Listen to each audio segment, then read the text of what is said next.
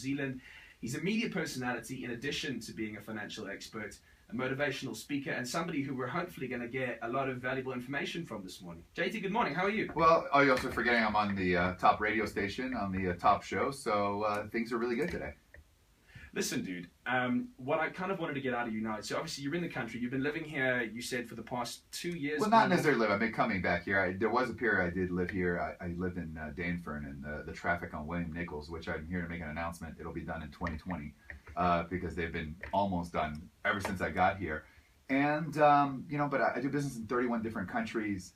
I moved from Canada to the United States 9 years ago with with 10,000 Rand to my name. Then I went to negative 340,000 Rand. Then I made my first million US dollar when I was 24, my second US dollar when I was 25. And by the time I was 28, I'd built a 8-figure US empire, and now it's grown all over. And I came here 2 years ago, almost to the day, about 2 weeks ago. Didn't know one person, spoke with Richard Branson, fell in love with this country, fell in love with the opportunity. And I mean, this is a third world country with first-rate people. Out of all this is going to shock you. Out of all the countries I do business in, it's about 31 of them. This is the easiest place to make money. This has some of the greatest entrepreneurs. And the thing that's holding this country back is limiting beliefs. You just need to believe. Like for your example, I listened to you. It's not the first time I've heard you. And in America, you dominate. But I bet you think, well, I'm not American. We have to get rid of the limiting beliefs in this country. Well, we've had recently now Trevor Noah, who's going to be given the Daily Show. I see your It's tricky because listen, finally a South African making it on the global stage because Elon Musk is not giving South Africa any credit, right? I mean, and he's one of the richest men in the world. He's worth 90 billion Rand, and he doesn't give South Africa because there's not a lot of heroes, models, and coaches here. If you're successful, they want to cut your head off. So we don't celebrate our successful stories. And the problem with Trevor is, right away he's going to take over a U.S. show with the Daily Show, which is based on American political, and that's hard. And so, there's a lot of skeptics out there. I'm rooting for him. But here's another thing of what happens with the haters. As soon as they got it, what did? People went back down to his Twitter account. He's racist. He doesn't like Jews. You know what? People need just to grow up. And we need to encourage your people. Do you think the guy doesn't like Jewish people and he put it on a Twitter message? And that's what I hate about this. Rather than celebrating and say, wow, we've got a guy there. We've got our own guy.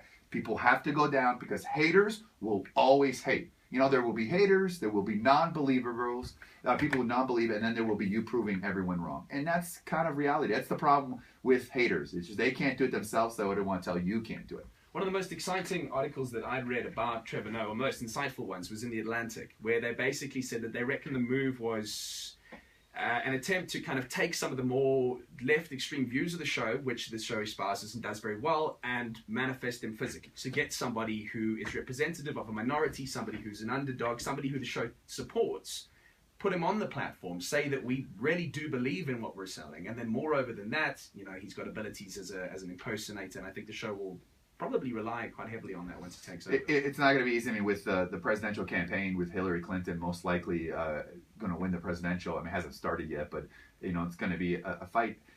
Do Americans want to listen to South Africans comment about political? I don't know. It's just the problem. Here's the problem. John Stewart's been there 18 years. So people get used to it. I mean, it's like if DJ Fresh just left, and more to be like, that guy's a staple here. He left. It just would be different. I like DJ Fresh. You know what I mean? So it's not going to be easy, but nothing is easy. And the fact that now there is a South African out there in the world who, by the way, gives credit to South Africa, who came from nothing, who was living with the grandmother township. You know what? Go South Africa. But the problem, and we were talking about that at the break, Trump, people are attacking Trump this morning in the last couple of days because of his comments about South Africa. Hey, you know what? The rest of the world, you know what we see? We see people with machetes running down the street, running down people. That's what we see in the world news. I was in London and I could not believe. We see people in red overalls and red hats getting thrown out of parliaments and creating chaos, fighting in the parliament. That's what we see. We see Oscar Pistorius on the cover of Time magazine shooting blindly and then claiming that he thought he was getting burglarized, and all this violence. That's the rest of the world. So you know what? No one wants to.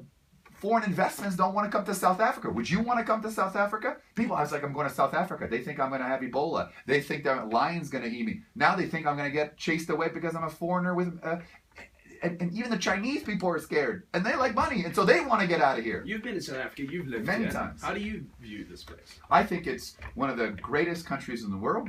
I think it's got more opportunities. I think once people, there's two things that are holding back this country. Number one, belief. There's not that belief system. And we need to rise up together, and we need to encourage ourselves. I think there's still a lot of problems. I think everyone's blaming the government and this and that and this and that and power. Listen, you have to create your own economy.